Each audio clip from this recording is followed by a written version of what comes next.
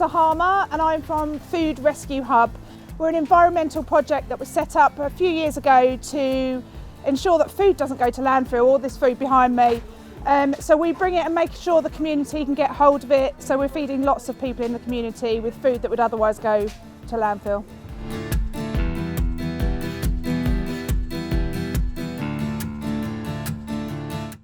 I'm Elizabeth Wills and I started this project, and it's called Hitchin Pantry, which is part of a big network of your local pantries.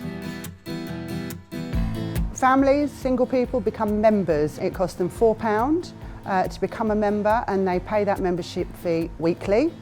They come in and they get a personal shopper, and they, depending on what stock we've got available, they leave with about £20 to £25 worth of food.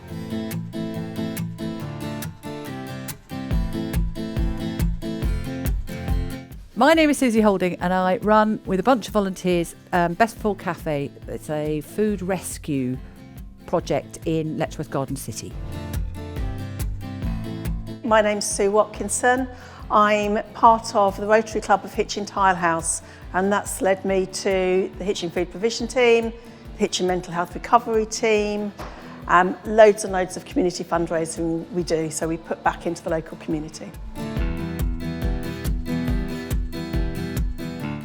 I think one of the most amazing things about Food Rescue Hub is that it brings all walks of the community together. As I said, we're an environmental project, we're not a food bank, but we are, lots of people that visit us are on low incomes, are struggling to get hold of food with the increase in food prices. Our biggest success is my volunteers. They are absolutely key to this. They know everybody by name. They know how many children people have. They talk, they offer support and kindness, and actually they are my biggest, the biggest asset to the pantry. If we were able to collect food waste and share it with people in our town, wouldn't that be a lovely positive thing to do? And that's really what motivates me. It's not, it's the positiveness of sharing something that's actually going to waste and then giving it out to people. There's nothing but joy involved in that. I just thought that actually this place, this town, could do with something like this. So we did have support from the council when we started. We applied for a grant to help us get set up. We needed things like signage and things like that. We get great support from different members of the council, sort of pointing us in the right direction of how we need to do things and how we need to apply for those grants, because we didn't have a clue about how to do that at the beginning. I went to our community engagement team at North Herts District Council, and they were unbelievably helpful. They also saw the benefit for the environment and the community, and helped as much as possible in getting me in contact with people, funding, and that's how we started. And every time we phoned the council, they told us there was money available, they told us how we could access it.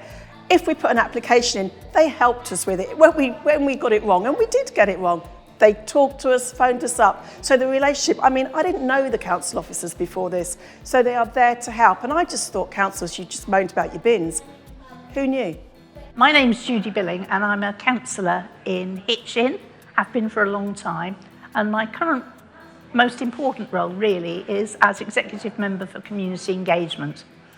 I first got involved with the policy lab work a couple of years ago when we turned what was already an embryonic food provision network into something more substantial in response to the growing fears of a pandemic. It started with Christmas hampers going out, and some of the groups realised that some people were getting more than one hamper from different organisations. So we set up the network so that those groups could get together and share information. We tentatively talked about providing lunches for the Easter holidays. Just before we got that off the ground, we went into lockdown. Because of the pandemic, we found some ways of working that we hadn't even dreamt of. Bringing together people on Zoom and Teams meetings who would never have spoken to each other across North Hertfordshire in ways that they now are. We all came together via Zoom, and we actually captured more people because The Zeo Church brought another representative. Salvation Army, who couldn't get to our meetings, also were able to join our meetings.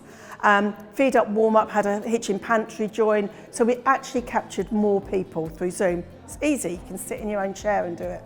Well, I think the successes have been that the organisations have worked in far greater harmony, and the synergies that that brings, first of all to the food provision network, but we've also seen other possible ways of using those synergies in other contexts have been quite remarkable.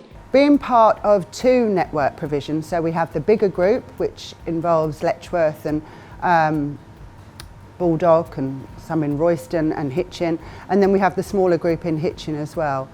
It's just great. It's just great to be able to share knowledge and experience. If you collaborate with other groups, you have a stronger community, you have a stronger impact.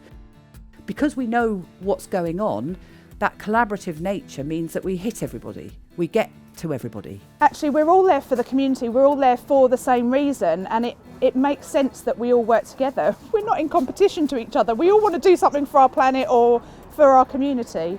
The community totally own this.